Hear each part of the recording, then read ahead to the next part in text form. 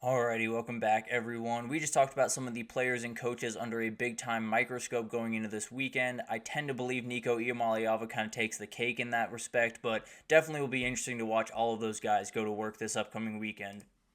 But let's get into some of my best bets for this weekend because it was not a great week last week. We went 3-4-1 with that push being that TCU game that had the +1 in, so got a little bit lucky there. But overall, we are 8-8-1 on the season, perfectly even, and hopefully we'll get on the right side of that this upcoming week. So let's go ahead and jump into this thing. And there's a number of bets that I like, but I think I might like this one the most. Utah going to Oklahoma State under 52.5.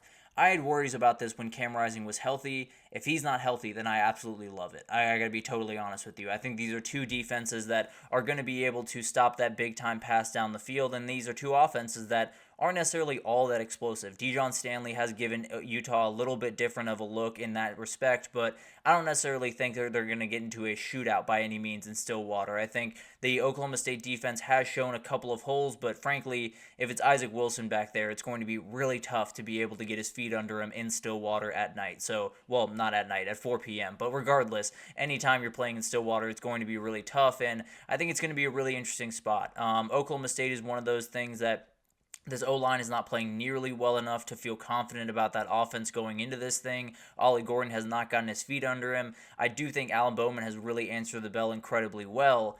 This is going to be a much tougher test. That Arkansas game obviously gave you much more openings than this Utah team is going to give you. So I tend to believe we're going to have a little bit of a rock fight in this one. I think it's going to be low scoring early. Maybe it opens up a little bit later for one of these teams, particularly I think Oklahoma State because that's who I have winning. But it's going to be a really fun game. I just tend to believe it's going to be a little bit of a rock fight in Stillwater. This is one that I was waiting for that number to go over 10, but frankly, I might have taken it at 10 as well because this Georgia Tech team, I think, is so good at just not giving their opponent anything. I think they're so good at just not allowing them to get easy penalties, not allowing them to get short fields in a lot of respects, and running the clock in a way that makes it really tough to blow out them in any week, regardless of who the opponent on the other side is. And then Louisville is coming off two games where they haven't really played anyone. They had a bye last week. There's a reality where there's still some of that rust to kick off, especially against one of those good teams in the ACC. You're going to have a really tough time. Now, the other part of that is Georgia Tech has to make sure they don't get out to a tough start because the reality is we saw it in the Syracuse game. It's really tough for them to get back in the game. They were able to battle back and give themselves a shot, but wasn't necessarily enough to get it done because of the approach on offense. So we'll see what happens here. I think Georgia Tech's going to have to get out to a lead if they're going to want to even compete in this game, but I do like that 10.5 number. I think they're going to be under that. I think it's going to be a relatively close game, and I do think Louisville will get it done at the end of the day. I just think Georgia Tech does just enough to create problems for them to slow down the clock, to maybe score a little bit early, and then take advantage at the end of the game. So I do think Georgia Tech is going to be able to keep this one close. I think Louisville likely wins, but give me Louisville by about 6 or 7 points, something like that. And this one is scary. I won't lie to you. I have LSU. Excuse me. LSU minus 23.5 against UCLA. I just think UCLA is not all that good. I'll be totally honest with you. I think a defense that is going to give up 42 points to Indiana, although they're playing really good offense over there in Bloomington right now, they're going to give up a lot of points to LSU. Garrett Nussmeier should have a fantastic day this upcoming weekend, and we talked about it earlier. I think this LSU team wants to make a statement this week. I think they've heard all the noise talking about how the refs handed them that game, and I'm not here to necessarily dispute that by any means, but I am here to say that I think that's pissing off this team. I think they're a little bit mad right about now, and I think they want to make a statement against a team that they absolutely should be able to make a statement against. UCLA is not someone that they're going to be able to really cover these elite wide receivers that are finally getting a little bit healthy, which is great. I think it's going to be an absolute clinic, and I think LSU wins by 30 points in this one, honestly. And then you got Arkansas at Auburn. A over 56.5 is my pick here. I feel pretty good about this one. I think this is going to be a really interesting game because Hank Brown hypothetically could take a step back. He still is a young player against an SEC defense on the other side, but Arkansas missing that elite corner on the outside. There's so many different things that are just leaning me towards points happening in this game. And I think this Auburn team is really solid. I think they have the ability to play solid defensively. I also think Taylor Green and Jaquindon Jackson is an absolute nightmare to deal with. I think it's one of those things that you could have the perfect defense called. If Taylor Green pulls the ball, he could go around the outside and go for 50 yards down the sideline. So it's one of those things that Auburn has plenty of things in place to make those plays against maybe the lower ranked teams that they play, maybe the group of five or, North Texas that they played last week. I think Arkansas is going to be able to cause enough problems. And then on the other side, I think Hank Brown and this Auburn offense is going to be able to push the ball downfield. I think they come out of the gate really swinging in this first quarter. I think there's plenty of big time holes to open up in this first quarter, and then we're off to the races. I think this is a really fun game. Another one that I'm watching in terms of maybe we have a double overtime, triple overtime, crazy game in Auburn, Alabama this upcoming weekend. And then the one that I was talking about earlier, Arizona State going over to Texas Tech, and over 59.5 is what I like here. This one's a little bit tougher, but the reality is last week I went against Texas Tech and I got burned because I went with North Texas, was not even close in that game. Now I'm going to go against their defense, and I feel a little bit more confident in that. I think Arizona State has an ability to run the ball that is going to be tough to deal with for everyone that they play. They have so many running backs to throw at you. Sam Levitt is such a tough quarterback that makes life really difficult when he pulls the ball and goes on the outside. It's going to be really tough to fully stop this Arizona State attack. And then on the other side, Texas Tech, I think, has found something. I think they've gotten Taj Brooks involved. They got to get the ball to Micah Hudson more often. He's an elite player and one of those guys that if you're not utilizing him, you're leaving some of what your offense can be on the shelf. But at the end of the day, I think they'll be able to score points. I think this Arizona State defense is going to struggle against Taj Brooks in this running attack, and it's going to be really, really fun to watch this game. It's going to be all over the place, and I tend to believe a little bit of a shootout. And then we got this one. I do think this is going to go under. I think a lot of people are leaning towards the over because of what Tennessee can do offensively.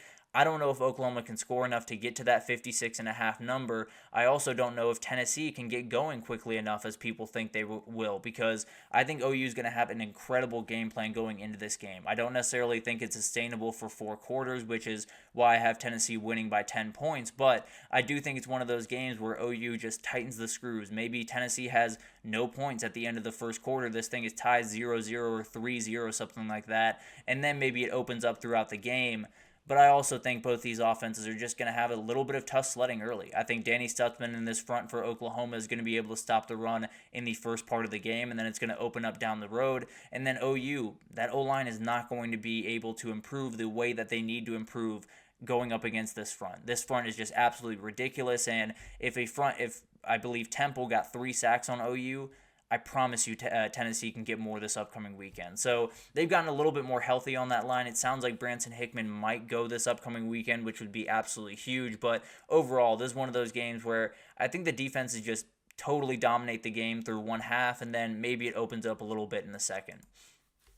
This is one I'm a little bit worried about, I won't lie to you, but I do have Baylor +2 going up to Boulder to play Colorado, and I'm going out a little bit out on a limb, but the way I look at it is Colorado has just walked back into the Big 12 after a long hiatus. They played a certain style of football that really plays into a lot of Big 12 defenses' hands. When you talk about what Big 12 defenses have liked to do over the last 10 or so years, where all of this spread offense, throwing the ball downfield, Patrick Mahomes and Kyler Murray and Baker Mayfield and all of these guys, they play a lot of drop 8 coverage. They play a lot of guys that drop into coverage and say, we dare you to pass on us. We dare you to throw into these tight windows, and we're going to pick the ball off and take it the other direction. So it's one of those things that's exactly what Colorado does not want to see. They still cannot run the ball. Now, they have Auguste, that is going to play this weekend, so maybe that changes some things. But overall, Baylor's going to do exactly what Colorado does not want them to do, which is say, we dare you to run the ball, and they're not going to run the ball. So I worry about this